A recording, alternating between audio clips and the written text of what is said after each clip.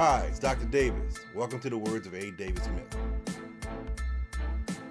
So, for the men, we're going to focus primarily now on the men for a minute, and we're going to look at dating from what men could do differently in the dating. Once again, dating being the process of getting to know the person well enough, asking the right questions, looking at the right behaviors to once again make a determination about whether or not you want to see this person for another date. So it's a series of interviews to figure out whether or not you want to see this person again. And so I kind of like the little quote, I've got my mind on my money and my money on my mind. So you need the fellas to once again have your mind on your money and your money on your mind. So what I'm proposing is a model of several packages that are available to women that we're dating. And so the model says that there should be a level of um, things that we're willing to do based on where we are in terms of our interaction or our level of involvement in the relationship cycle. So during the first phase, when you're first dating someone, I'm calling this the bronze package. Give the woman the bronze package. So it's kind of the early phase of let's go out, let's get to know each other, let's date. Once again, this is actual dating. During the dating phase, once again, this happens at the beginning of the relationship. And once again, the sole purpose of this process is to see if there should be a next date. I'm making a determination based on the data, the information I gather about you, about whether or not we're enough of a fit to want to see you again to gather more information. Um, my suggestion to the gentleman is that the very first date should be of nominal cost. I think it should be coffee dates or dessert dates. You shouldn't be investing a lot of money on the first date. You don't know this woman. It doesn't align with where you are. So going all out on the first date, the Ruth Chris, the Mortons, the Papados, like those don't make sense to me. So your first date should be a nominal cost to you. Dates 2 to 4, they can be lunch dates. I'd set a reasonable limit: $60 for a lunch date, $100 for a dinner date. And I know this is going to be very unpopular with the women, but it isn't about them. It's about once again you investing in the relationship, the dating, at a level that's comparable to where you are in it. You're just getting to know this person, and really, if dating is about getting to know someone, it shouldn't matter where you go. And so if you're getting a lot of pushback about, well, I want to go here, I'm a 5-star type date woman, then that probably isn't the kind of woman that you want to be dealing with. Once again, if it's truly about getting to know you, it shouldn't matter where you go. You should be able to go to the library. You should be able to do a picnic in the park.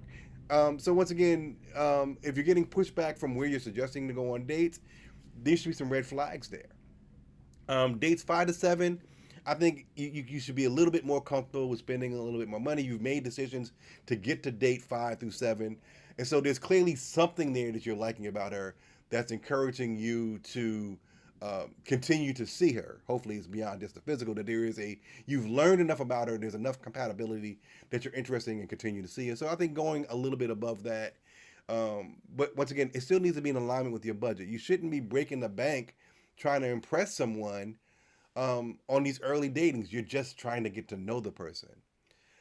Little guidance for the fellas: do not take a woman to the movies for a date. You can't possibly get to know someone sitting in the dark quiet. So once again, you want to have interaction.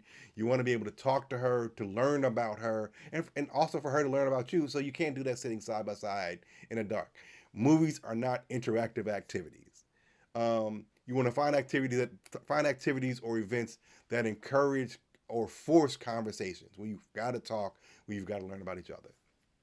In general, I don't think the dating phase should exceed 10 dates, or it shouldn't last longer than 3 to 4 months. Once again, you don't want to waste her time. You don't want to waste your time because you're indecisive.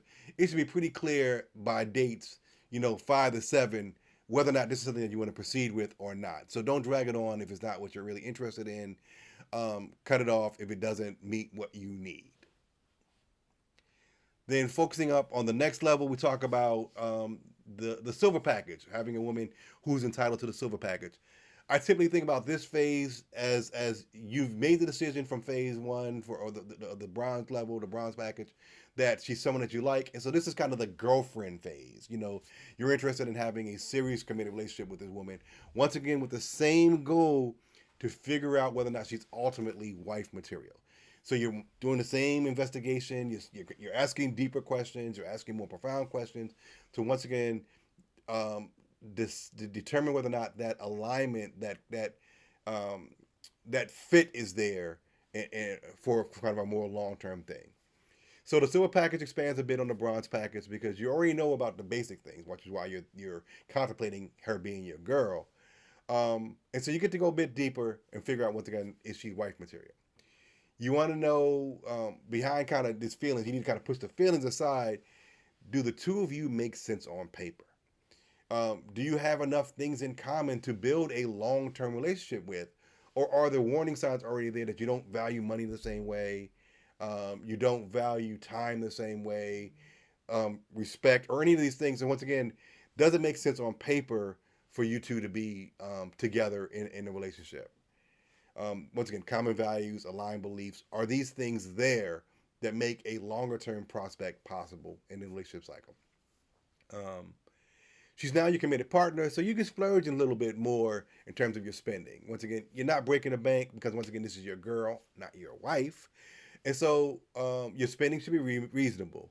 And you want to make sure that you're investing in the relationship at the level of the relationship. You may want to do some trips together, but I would limit trips to long weekends in the early part of this phase, and maybe expanding it to week-long domestic trips towards the end of the phase. So once again, you're not taking her to Paris. Um, in the domestic trips, I would add a short a week Caribbean trip, Bahamas, Barbados, those kind of trips. I think are cool. I think they're reasonable, given that this is your girl. Once again, no international trips, no truly international trips at this phase. That's something that you do with a much more committed relationship, or you should do with a more committed relationship. Also, no big expensive purchases, no jewelry, no shoes, no bags. Don't let her get her bag on you. Um, Once again, those things aren't appropriate for someone that's just your girl. Why invest so significantly so early when it still very well could not work out? And so why are you once again breaking the bank for a woman that is not your wife? And also, no living together. You don't move in with your girl. Too much can go wrong. Too many things get intertwined and mixed together, and so you do not want to do the living together thing with your girlfriend. In general, I don't think the girlfriend phase really should last much more than 6 months. If you're serious about your search and you're really, really doing your due diligence to figure out whether she's worthwhile, you should figure out whether or not she's wife material in about 6 months. And so at the 6 month phase of girlfriend, you're ready for a decision about whether or not to marry this woman or cut her free. And then, assuming that you move forward with the marry this woman, you get down on one knee, she becomes eligible for the gold package. And this is the point of relationship where you ask her to marry you because you've successfully navigated both the dating phase and the girlfriend phase with her. She's made it through those phases. You're very certain that she's the one for you. And so once again, you're doing your final check and balance, your final assessment for mutual compatibility. Is she really the one that I could spend the rest of my life with? And so, kind of a question that I give the guys to ask is that, assuming that things don't change with her for the next 10 years, assuming things don't get any better or get any worse, can you live with what you're living with now for the next 10, 15 years? If the answer is no, there's no reason to believe that she's going to change, and so you probably don't want to marry her. If the answer is it's good, then fiance time is it sounds like it's appropriate. Um, at this phase, at the fiance phase, um, paying for international trips together is on the table. You should be willing to do that for someone who's your fiance, taking her to Paris or these other places. Living together becomes a possibility at this phase. I think it's a good way of getting more data, more information about her, so you can make your final call or pull out if you need to at the last minute if it's not going to work out. You should still not intertwine your finances. Once again, separate accounts and separate banks and separate money. Once again, those things, unless you're married and even during marriage, become hard to disentangle. And so I still keep finances fairly separate in the situation.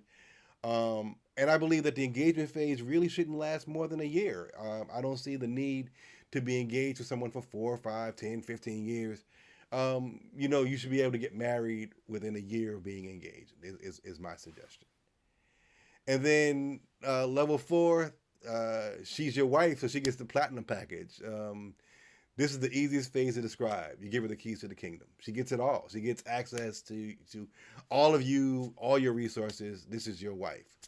You should be looking to blend your life fully and feel absolutely comfortable with the choice that you made because you went through the various steps with seriousness and with intent, and you gathered all the information that you needed to get you to this point. This woman is as well vetted as can be, and so I think at this point, you should feel pretty comfortable with where you are and the decision that you've made. So those are the four proposed um, levels or packages depending upon where you are in the relationship cycle. So once again, making sure that you're matching what you're giving in terms of access to your resources and time and money based on where you are in the relationship cycle and not giving more than that cycle than that level calls for.